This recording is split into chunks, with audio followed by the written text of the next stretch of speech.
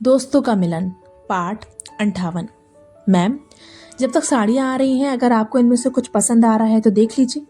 वो sales girl वेदिका को देखकर कहती है तो वेदिका हाँ में सिर हिलाकर इधर उधर देखने लगती है। रुचि, ये लो नया स्टॉक तुमने मंगवाया था। यह आवाज़ सुनते ही कपड़े देख रही वेदिका हैरान हो जाती है। ये आवाज़ मीरा का ख्याल दिमाग में आते ही वेदिका जल्दी से पलटती है तो सामने खड़ी लड़की को देखकर उसकी आंखों में आंसू आ जाते हैं। उसके मुंह से लड़खड़ाती आवाज में बस यही निकलता है, मीरा। वहीं अपना नाम किसी और के मुंह से सुनकर मीरा जब अपनी नजरें रुचि पर से हटाकर सामने देखती है तो सालों बाद अपनी दोस्त वेदिका को देखकर मीरा हैरान हो जाती है। उसके हाथों से साड़ियों के वो बॉक्स छूट कर नीचे गिर जाते हैं और वो अपने हाथों को अपने मुंह पर रख कर रोने लगती है। वहीं वेदिका का हाल भी मीरा से कुछ अलग नहीं था। इतने साल बाद अपनी दोस्त को देखकर वेदिका की आंखों में भी आंसू आ जाते हैं और वो भी अपनी जगह पर खड़ी बस सामने मीरा को देखकर रोने लगती है। हालात ये थे कि दोनों दोस्त सपने और हकीकत में फर्क नहीं कर पा रहे थे, बस अपनी अपनी जगह पर खड़े रोए जा रहे थे। ये नजारा वहां मौजूद हर कोई देख रहा था। किसी को समझ नहीं आ रहा था ये हो क्या रहा है। वेदिका, मीरा रोते हुए वेदिका को देखकर पुकारती है तो उसकी पुकार सुनकर वेदिका खुद को रोक नहीं पाती। वो जल्दी से आगे बढ़कर मीरा को खींचकर अपने गले से लगा लेती है। वेदिका के गले लगते ही मीरा ने मानो सपने और हकीकत में फर्क जाना हो। वो वेदिका से दूर होती है और उसके चेहरे को अपने हाथों से छू कर देखती है। तुम सच में हो वेदिका? मीरा कहती है। उसकी आंखों से आंसू बह रहे थे मगर होठों पर एक गहरी मुस्कुराहट थी। हाँ, मैं सच में हूँ, वेदिका रोते हुए कहती है और हंसने लगती है।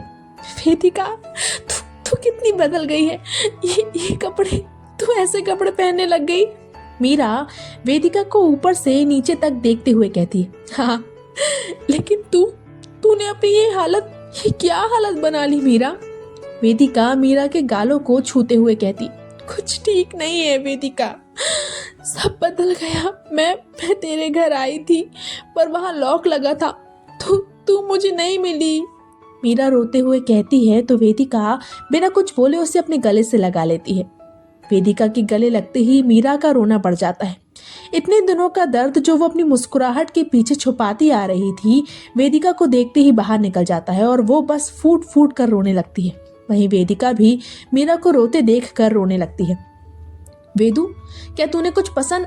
अद्विका को टॉय दिलाकर वहां आते हुए कहता है मगर जब वो अपनी वेदू को किसी लड़की के गले लगे रोता देखता है तो उसकी आगे के शब्द उसके मुंह में ही रह जाते हैं। वहीं अचानक अद्विक की आवाज सुनकर वेदिका मीरा से दूर होती है और मुस्कुराते हुए अद्विक को देखने लगती है। वहीं वेदिका को अपने पीछे देखते देखकर मीरा जब पलट कर देखती है तो अपने सामने अद्विक को देखकर हैरानी से उसकी आंखें बड़ी बड़ी हो जाती हैं। मीरा?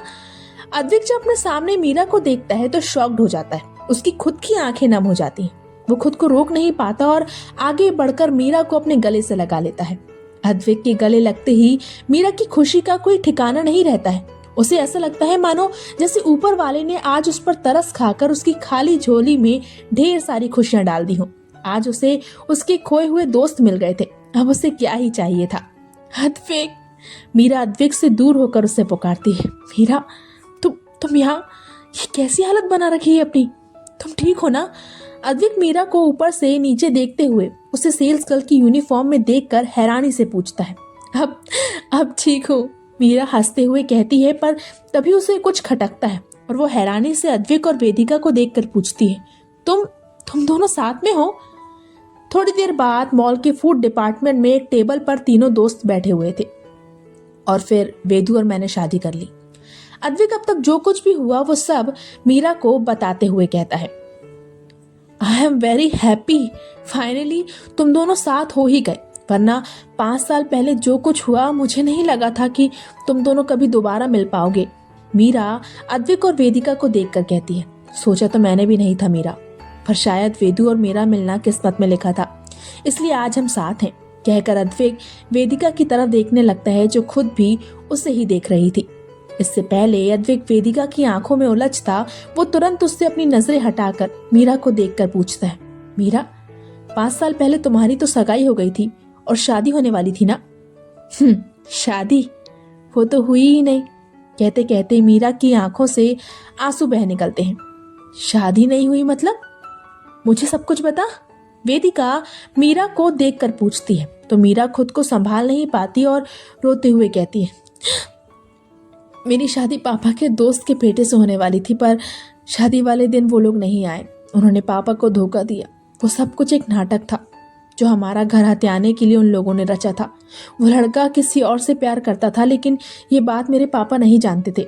उनके दोस्त ने पापा को अपनी बातों में फंसाकर हमारा घर दहेज के रूप में अपने बेटे के नाम करवा लिया और शादी वाले दिन वो लोग नहीं आए।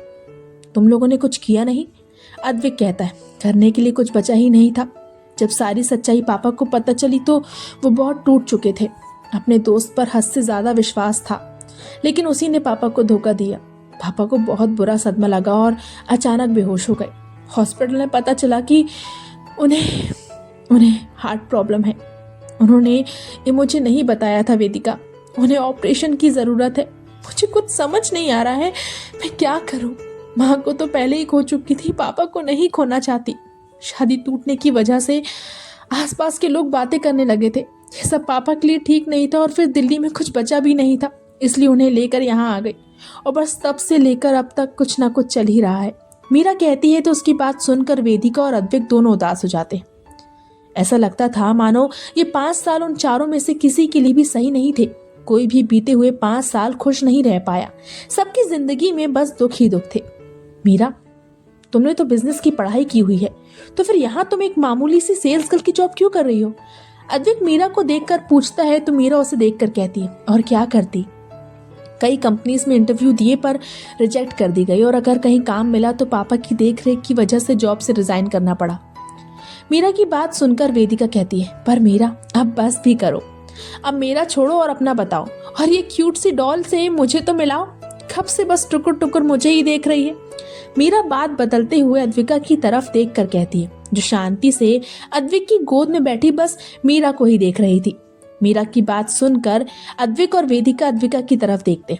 अद्विक अद्विका को अपनी गोद से नीचे उतारकर मीरा के पास भेजता है तो मीरा मुस्कुराते हुए अद्विका को देखकर कहती है, हे लिटिल डॉल, अपना नाम तो बताओ।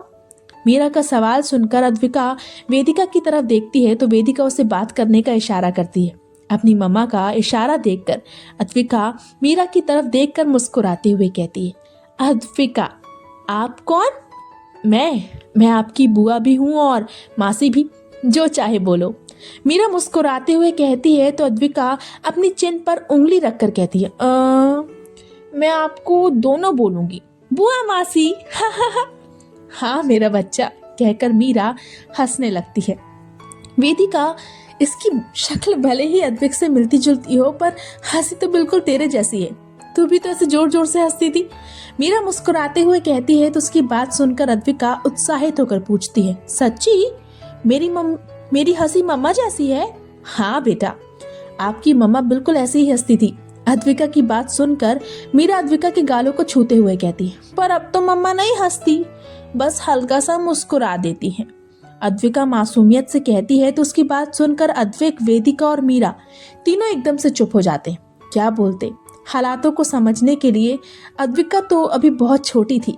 अच्छा, तो आप किस लिए हो? आप और डैडी मिलकर मम्मा को खूब हंसाना, मीरा कहती है तो अद्विका हाँ में सिर हिला देती है। ऐसे ही थोड़ी देर सब यहाँ वहाँ की बातें करने लगते हैं। इस बीच मीरा की इच्छा थी कि वो अद्विक से विवान के बारे में पूछे, पर उसकी हिम्मत ही नहीं हुई। चलो, काफी लेट हो गया है, मुझे अब चलना चाहिए, मीरा अपनी जगह से उठते हुए कहती है। अब कब मिलेगी? मीरा की बात सुनकर वेदिका मीरा को देखकर पूछती है, जब तू चाहे, अपना नंबर तो दे ही चुकी हूँ, जब मन हो कॉल कर देना, मीरा कहती है तो वेदिका के गले लग जाती है। कहने की जरूरत नहीं है, मैं जानती हूँ तुम खुद से ज्यादा वेदिका का ध्यान रखोगे, बस अब दोनों एक दूसरे का हाथ कभी मत छोड़ना, मीरा अद्विक को देखकर कहती है तो अद्विक हाँ में सिर हिला देता है। अद्विक मीरा को देखकर कहता है, मीरा मेरी मानो तो ये सेल्स गर्ल की जॉब छोड़ दो। मैं तुम्हें नहीं अद्विक, मैं तुमसे कोई फेवर नहीं चाहती, मैंने आज तक अपने दम पर जॉब हासिल की है। मीरा अद्विक की बात काटकर बीच में कहती है, तूने मुझे गलत समझ लिया मीरा, मैं तो ये कह रहा था कि मेरे एक पार्टनर की कंपनी में अर्जेंट असिस्टेंट की जरूरत है। इन दिनों उसकी कंपनी में इंटरव्यू भी चल रहे हैं। अगर तुम चाहो तो वहाँ इंटरव्यू दे सकती हो, और अंकल की फिक्र करने की ज़रूरत नहीं है। मेरा पार्टनर अपने एम्प्लॉयज़ की काफ़ी केयर करता है। यदि उन्हें कोई फैमिली प्रॉब्लम होती है तो वो उन्हें एडवांस सैलरी भी दे देता है। अद्विक कहता है तो उसकी आखिरी की बात सुनकर मीरा के कान खड़े हो जाते हैं। मीरा को पैसों की ज़रूरत थी। ये बात उसने अब तक अद्विक और वेदिका को नहीं बताई थी, और अब वैसे भी समय ही कितना बचा था। दूसरा दिन खत्म होने को था और कल आखिरी दिन था।